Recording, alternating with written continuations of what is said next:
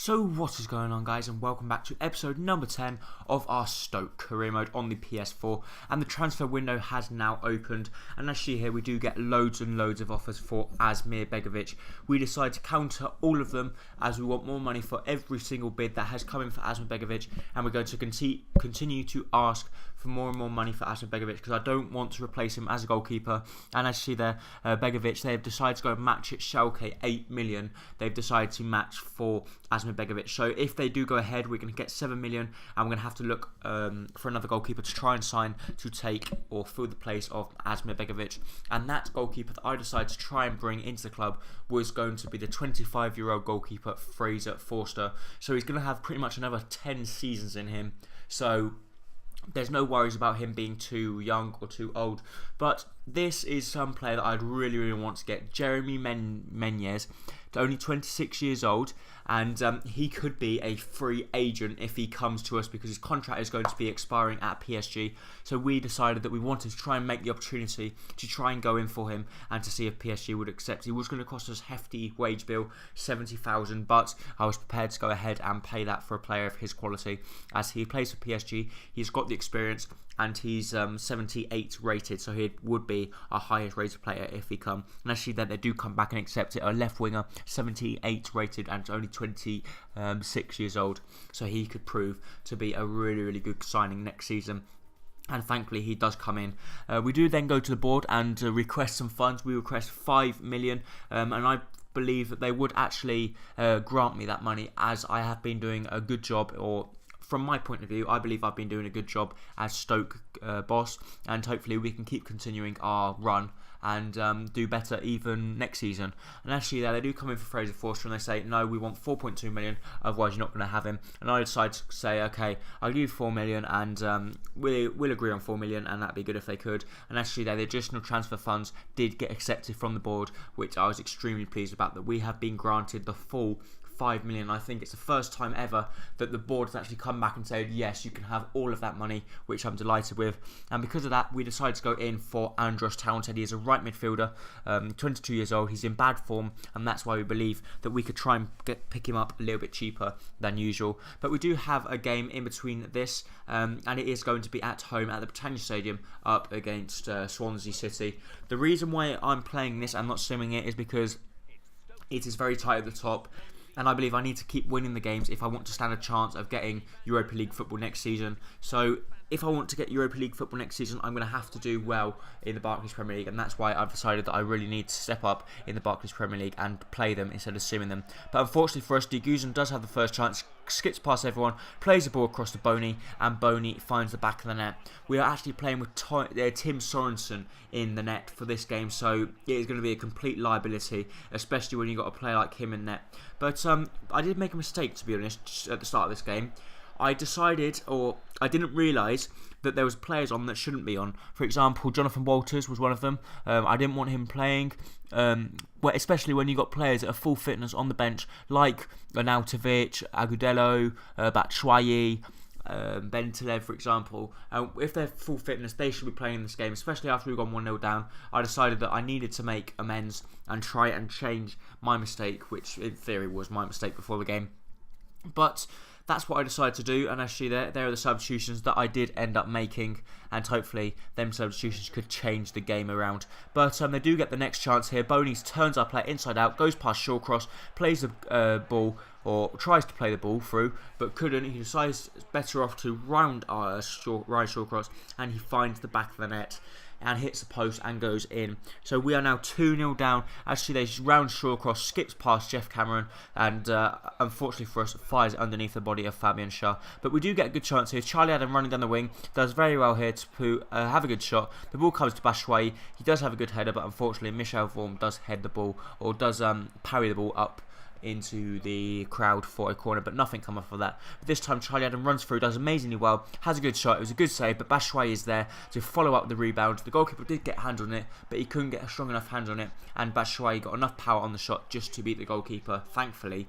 So now a little bit of a lifeline for us here up against Swansea to see if we could grab that. And Batshuayi picks up the ball here, plays the ball to Arnautovic. Arnautovic robs the ball from Davies. He skips inside, or has a shot, with his right foot, and an absolutely beautiful goal from Arnautovic in the 75th minute. And now we're going to really try and push on to get the all 3 points, and if we could get the all 3 points, that would be an incredible comeback. But that is the reason why we cannot play games without Batshuayi or Arnautovic, because they're just so good.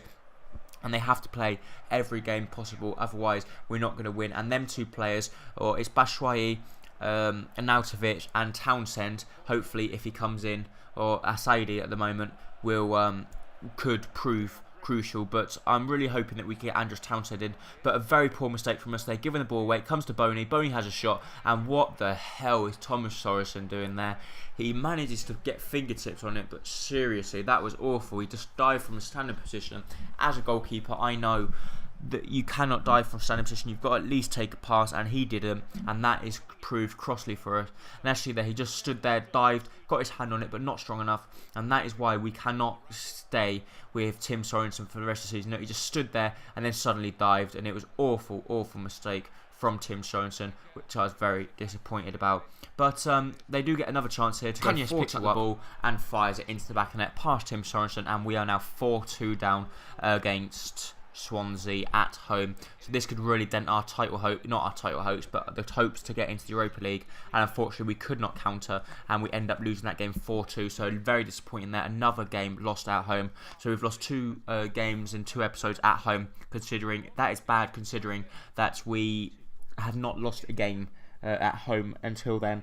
But we had to go in, and actually there, Andros Townsend transfer offer was accepted. We go back in for him as we didn't have to have enough money, so we had to adjust the budget, and we do end up offering a 35,000 contract for him and a squad rotation player. But Andros Townsend does come back, as you'll see.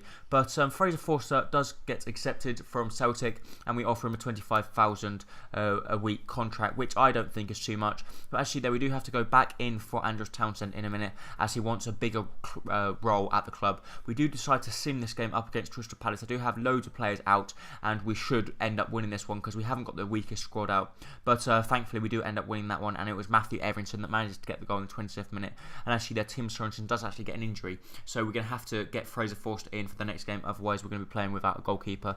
We do get a transfer offer of Jonathan Walters, but Jonathan Walters, even though he's 30 years old, I do like playing with him. I think he's very good, he's quite quick, and he's got lovely vision, and I don't really want to get rid of Jonathan Walters. But actually there, the contract offer was declined for Andros Townsend.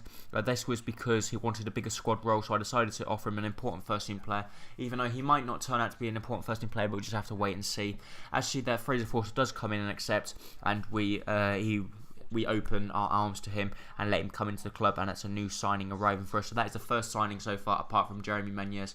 But unfortunately for us, he cannot come until next season, but I can't wait for him to come. Andros Townsend is the next player to follow into the club. Very, very pleased that he is coming in. We did have to alter our transfer budget again, just to allow enough money and wages for him to come in, but thankfully we could do that. And Ben Glasgow, just a random right back, we decided to let out because he's only 57 rated. Even though he's only 20 years old, he is not going to be standing a chance of getting into our club. But Southampton do come in with an offer for Charlie Adam. We decided to up it a whole million to 2.5 million, even though, because Charlie Adam, he's a good squad rotation player, and I like playing with him, even though he's not my favourite player, but he's still good playing with. Actually, there, Ryan Shotton's agent's coming in saying that we have to sort out his wage bill, otherwise they're going to put him on the transfer list. But I don't want to offer him a new contract and waste money when he is not in my plans for the future, and will probably be leaving next transfer season if he isn't already leaving this season. But we do have a game up against Sunderland here, and it is not going to be an easy game because Sunderland are a very, very good side, as I do know because I did do a FIFA 14 career mode with them when I had the PS3, and in all factual fact I did really like it, and I got a really good squad together. But Arnautovic here plays a lovely ball over the top to Batshuayi. Batshuayi is one-on-one with Kieran Westwood, I believe, is in goal, and he manages to fire the ball into the back of the net, and that puts us 1-0 up. And actually that lovely vision from Arnautovic, plays the ball through to Batshuayi, and his finish is just calm as anything as he slots it into the back of the net. I'm not sure who's in goal because they normally have Kieran Westwood or Vito Benoni, but they might have already changed, I'm not sure. But they do come back after that, and a very, very poor clearance from them, from us I should say, from Fraser Forster. Unfortunately he could not get enough on the save, and it does end up trickling over the line, which I was a little bit disappointed with Fraser Forster there on his debut. Not the best, but I suppose looking at the replays, he does do his utmost best to try and get to it. Actually, there it was a good save, but unfortunately the power was just a little bit too much for Fraser Forster. But from the corner, later on in the half time, Andros Townsend picks up the ball, he tries a shot, it does get blocked, comes to Nautovic, Nautovic has a shot, and Nautovic manages to find the back of the net in the 45th minute. So just before half-time, the team talk is going to be a lot better now, as I know that we have got the lead. So I'm not going to be so angry with them. I'm still going to be a little bit angry because we haven't played as well as we should do. But actually, that Andros Townsend does pretty much make us the goal, because he does have a shot and he gets blocked. But Cameron here plays a lovely ball over the top to Ireland. Ireland is through. He goes past O'Shea, has a good shot, but it was an absolutely delightful save from the Sunderland goalkeeper, number 1 goalkeeper in net, to deny us there. But they do get a very good chance here. It comes to Bridge Cut. He played it to Key. Key has a good shot. It comes off the post. Catamol picks up the ball, but thankfully for me, he was offside. So we were really, really living on the little tightrope there. But look at this. An awful goalkeeping from Ustari. It comes to Bentaleb. Bentaleb decides to slide in instead of trying to tackle him. Bentaleb very, very is showing us eager to try and get that goal, and thankfully he does, and that was how the game finished. We do end up winning 3-1, but I was delighted actually here from the replays. Poor from Utshayi. He should have played out to the left as he was all alone, but Bentaleb takes full advantage of his mistake and finds the back of the net with the slide tackle. I don't know really how he done it, but he found the back of the net, and that's all I'm interested in. And we end up winning 3-1 away from home, and Arnautovic once again getting man of the match and an 8.5 rating. Townsend didn't really impress me so much in that game, but I do believe he's got a lot more to come. Actually, there, Jonathan Walters, once again they want him for 875,000, but I decided to up it another million because, like I said before, Jonathan Walters is a player that is going to be a good squad rotation player if he does actually stay at the club. But as you see there, we do end up selling Charlie Adam for 2.5 million because Southampton do go ahead and accept the counter offer that we countered. So I decided that we had to now use that money to try and get a player, and that player was going to be Jack Cork. He is a centre defensive midfielder. He's very, very good, only 24 years old, and I believe that because he hasn't got that much time left on his contract, I think that it'd be incredible if we could get him in. Actually, there we do also get a transfer offer from Sunderland for Glenn Whelan. We decided to up it to 3.1 million, which I don't think they're going to accept because he's 30 years old, and I don't want him in my plans anyway because I don't really like Glenn Whelan because I don't think he's good enough to make us starting lineup.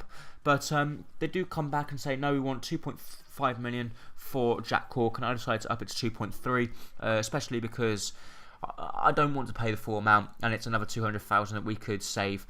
Also, Ryan Shotton looks like he could be on his way out after we upped the transfer offer from West Ham to 1.75 million, which would be very good if he could leave. But the transfer offer from Southampton was then accepted for Jack Cork. We do go ahead and offer him a contract. Actually, there, Glenn Whelan is actually on his way to Sunderland, which I'm very, very surprised about, but I'm actually very pleased about. Even though we're not going to have the strongest squad for the end of the season, for next season we are really going to bring in some good players.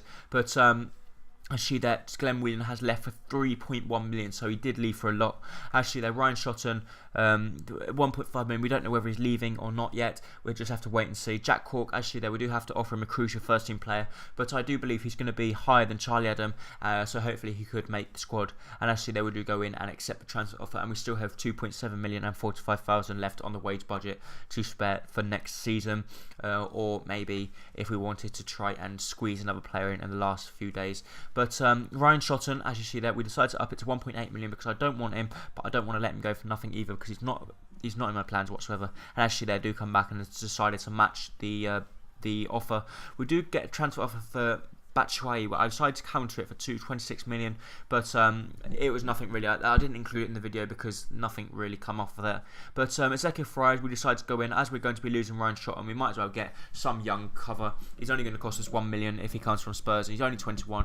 Hopefully he'll be in the 60 region, not in the 59s, but 60, 62, 63 I'd be happy with paying 1 million for. Matthew Evanson, another good player that I'm not sure if I want to leave, but I think it'd still be good if we could let him go now because his age, basically, because he's 32 years old. I don't really believe that I could keep him And I think if we sell him now, we're going to get more money for him now than we would later on down the line. As she there, Ezekiel Friars does accept the contract offer, and he will be coming to the club. But we're now going to be approaching the end of this episode. Can we please hit 10 likes? If we can hit 10 likes, it would be absolutely incredible.